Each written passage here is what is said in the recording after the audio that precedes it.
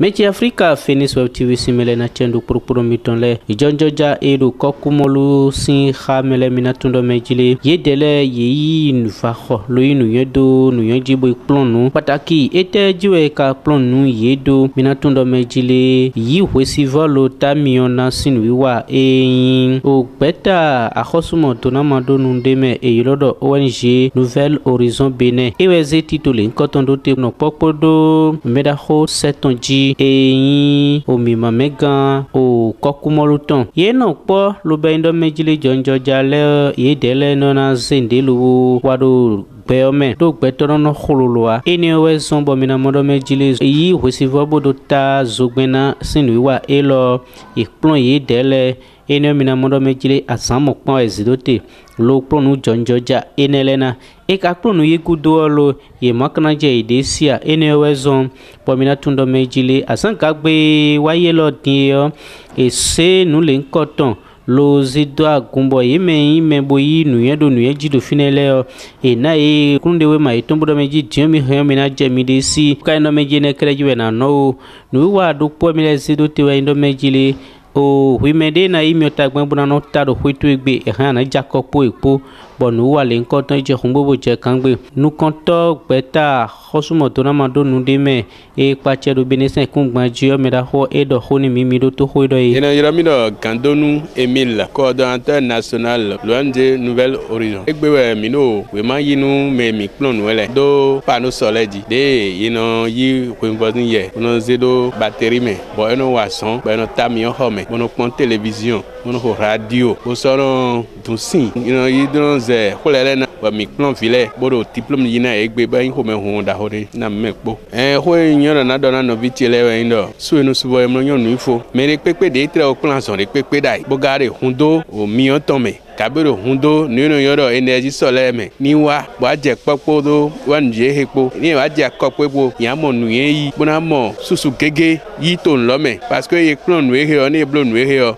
ahena je juroko na dewe bo wa so na dewe bo makwe an plan nu me ahena so blo installation na mele e juro ana charger portable na mele mi mo village file mi dia e courant ma ti me yan charger portable no titi aga blo installation an charger portable nu mele bo na pon ye dagbagbe de odidi no télévision menele ndagbe wezi o mion matin do so nlo ye mo kwepe video le po won ye mo panneau e don cleunde batterie don cleunde ye ko mo mion bozan e pon do gan pétrole de je pétrole eviahi litre do gbo ni nabide no ho mele po enye bagan ho kegana ho nabide e wele no courant na wa so ndo ho po na ho nso bia me do courant le osu do ne do courant you know ho groupe do à côté courant a coupé do ni village ho mo abi e je examen mo courant coupé de e ete na zan mere courant susu ka leve una yele ye hen yan blo pano eton bona dunu bofo bota mi bo no ko eton we tijo mondo po we bojino to eyin mi mame kokumoluton edisu edoho Dominique Hunjon ka secrétaire to arrondissement Kokumolu to fi egbe yin aya jijesin azan na formation de yewa ba ina frère mitonle o Kokumolu sin to vi sunu ko nyon po to bon panneau solaire dijrado podo ina hwazawa nebo ila suna monter gbopsin dali donc ye ba information lo bo ye be gandi bo ka so fo gandi ni ye ka klonde ye no do kunde we ma lo ye wa yito egbe o yin aya jije na do propo mitanle bo nka bon fi boto o ndodo me yin formateur et ONG Horizon Tonle ndogbe trana okukolon tagbade je kaka bo na e nyuelo o iba ibo fu kodo ye ya fo ye ko ndogbe na ibo kasodo ndo CAT 7 ans toleke tito helo sin godo tito devo le na sogbe awa donc nto bibi oro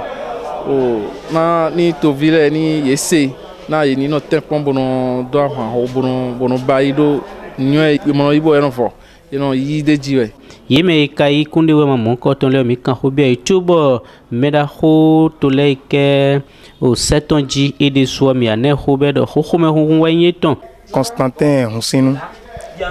bo ni do poto otovi Kokumolu ton le me o kato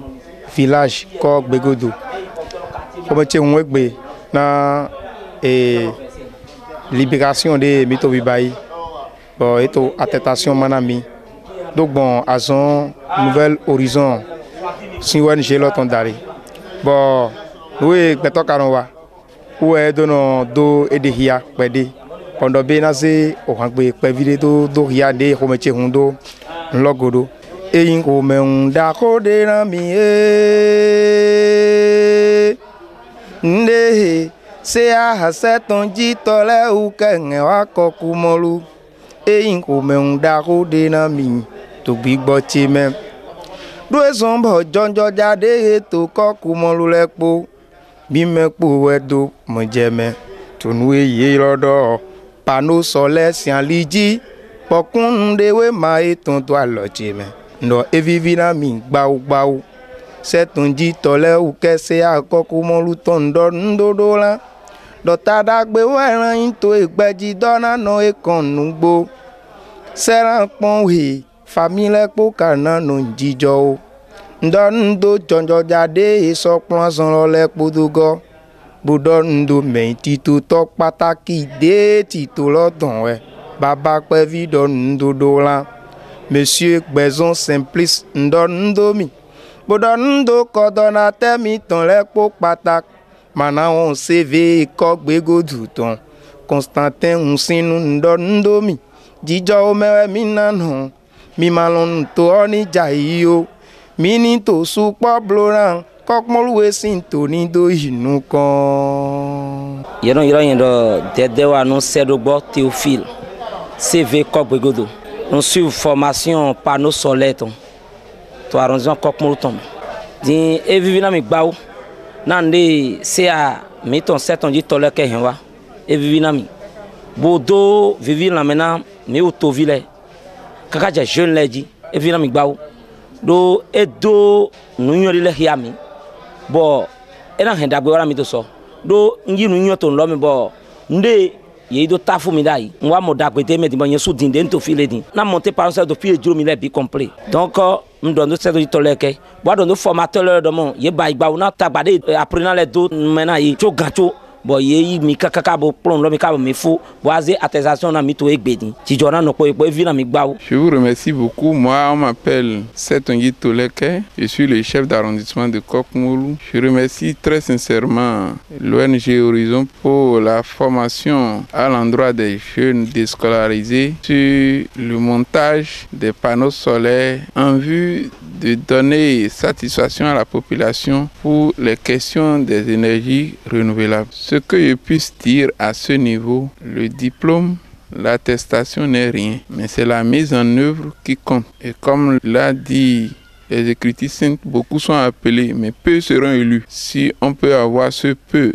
dans cette cohorte d'une quarantaine de personnes qui ont reçu leur parchemin aujourd'hui, je crois que ce serait la bienvenue pour les hameaux qui n'ont pas accès à l'énergie électrique. Je crois qu'actuellement, l'électrification de Kokmoulou est en cours. Maintenant, il reste les hameaux les plus reculés. Maintenant, nécessairement, pour l'éclairage et pour pouvoir charger leur portable, il faut nécessairement de l'énergie. Se déplacer sur 3 km, 2 km pour venir au cœur, au centre de Kokmoulou pour avoir accès à l'énergie électrique, c'est un peu compliqué. Là où l'urgence est, vous ne pouvez pas avoir accès à vos parents. Si en cas de maladie, il faut communiquer nécessairement. C'est pour cela que cette formation est la bienvenue pour aider les hameaux les plus reculés à avoir le minimum pour répondre à leurs besoins. Merci beaucoup. Bon, nous allons quand Africa Phoenix miai do tome boba dona bo pro mi ton le mina ik monto do ko mi ton le gbe do ba vi mi pam no mi ton le ji ena chen do pro mi ton le Africa Phoenix mi do gbe ton ni mi